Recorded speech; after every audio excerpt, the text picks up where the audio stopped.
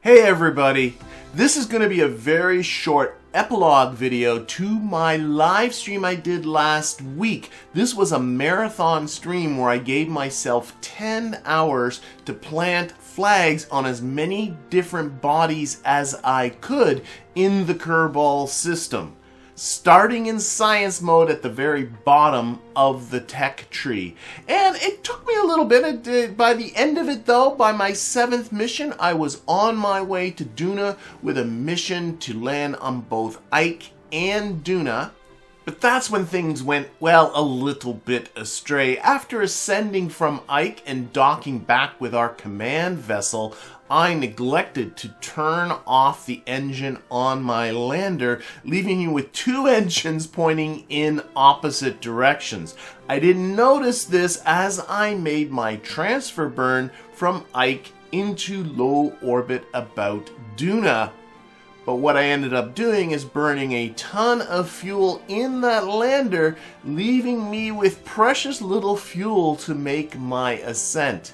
I decided to go for it anyway, which may have been a foolish decision, and in the end, I got very close to making an orbit, so what I did is I bailed both of my Kerbals, making sure to grab that science, and then EVA'd them into orbit, and then brought my command vessel down to them, picking them up so we're ready to make our return back to Kerbin. So I used the maneuver creator that is built into the game, but it told me that my orbit was too inclined for it to create the maneuver. And as the stream was now well over the 10-hour mark, I thought, I'm going to end this here.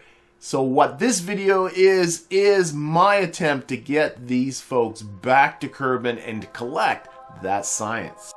I started by seeing what it would cost to bring my 6-degree inclination down to 0. So I set Ike as a target. This works because Ike is in an equatorial orbit, so it gives you where the equatorial ascending and descending nodes are, and that's where you're going to want to make the burn in order to affect your inclination. And I thought while I was doing this, I would also try and circularize this orbit a little bit better to give that maneuver creator absolutely no excuses.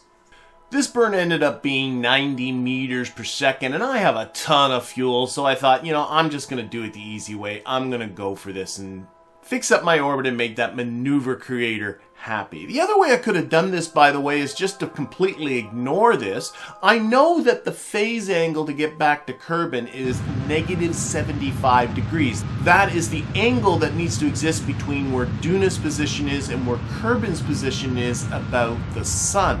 And then I could just do this whole thing manually. That would probably be the more efficient way to go, but I decided to play along with the tools. I'm still learning these tools myself, so I thought I'd just play along with the tools that the game is providing. And when I went back to the maneuver creator, it created this wonderful 575 meter per second burn. I mean, that's cheap to get back from Duna back to Kerbin. Unfortunately, this burn is in 3 years and 55 days. Yeah, it is definitely skipping at least one possible transfer window, but I decided to go for it anyway. I thought about maybe just, again, ignoring it and setting up my own thing, but you know what? I can do the time warping. It's not a big deal. I was already kind of committed to this particular path. So I time warped away this 3+ years, got myself to the burn, executed it, making sure that my periapsis ended up well into Kerbin's atmosphere. This whole thing didn't even require any kind of a correction burn part way between Duna and Kerbin. And after a few puffs of RCS, I had this pretty much set up the way I wanted it, so all that was left to do now was more time warping, this time 338 days to get from Duna to Kerbin. But really, the rest of this isn't all that different from coming back from anywhere else, like from the moon or from Minmus. My encounter speed with Kerbin was 3.3 kilometers per second, which isn't that much faster than coming back from Minmus, so it really doesn't require any more preparations than that. Just as we were approaching the atmosphere, I ditched the service module. Also at the same time in this staging group, we also ditched the docking port that was at the front of this so that the parachute could deploy without getting fouled up with the docking port. I'm not sure if that was really necessary, but I did it anyway. It's a little too bad that the little platform here that's from the fairing doesn't disappear as well. If I left this vessel and re-rendered it and came back, that platform would actually disappear, but it is physics-less, so you really don't have to worry about it.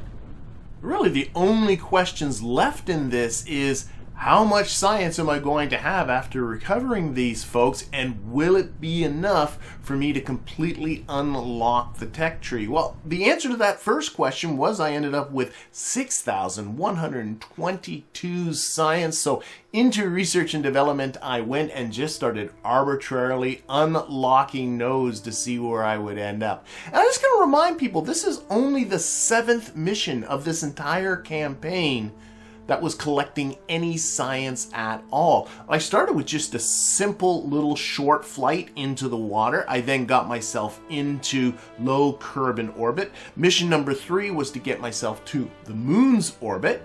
Then with mission 4, I landed on the moon. Mission 5 was landing onto Minmus. Mission 6 was getting in around Eve and then landing on Gilly. And then there's just this mission here, and it just sort of shows you the science is out there for you to collect. I mean, there were opportunities that I let go by. There was science I simply forgot because I was in too much of a rush, and there was opportunities I had to hop into different biomes that I just flat out didn't take. This is especially true on Minmus and Gilly, where I could have moved around quite a bit more and collected a whole lot more science. But as you can see, I am coming out just a little bit short. Another 3,000 units of science would have done it. I was pretty close, but just not quite there. And who knows, maybe I'll come back to this one day. There's clearly still lots for me to do in this game. But I'm going to be signing off for now. The main purpose of this, I think, has been served for all of those people that were worried that Devlin, Lofty, and Dionicus were left stranded around Duna. No, I got them back home safely. So, we'll see you all later, and I hope to see you again next time.